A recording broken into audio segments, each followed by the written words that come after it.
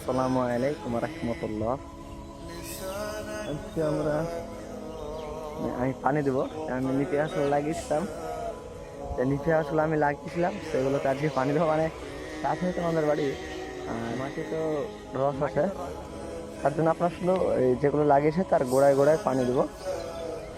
এগুলো একটু মনে হচ্ছে ঢুলে এলছে, মনে হয়েছে দেখতে আছেন ঢুলে। তো এগুলো নিয়ে আমি পানি দেবো, দেখতে থাকুন। দু বালতি পানি দিয়েছে।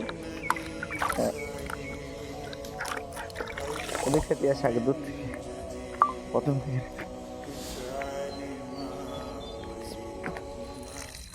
মানে আর কিছুদিন বাদ দিয়ে, দু একদিন বাদ দিয়ে, 2-3 দিন বাদ দিয়ে এটা আপনার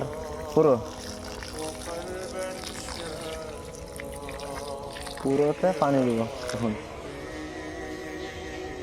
গোটাটাতে পানি দিয়ে দেবো। এখন অল্প অল্প করে দিলে হবে, গোড়াতে গোড়াতে দিলে গাছগুলো তাজা হোক।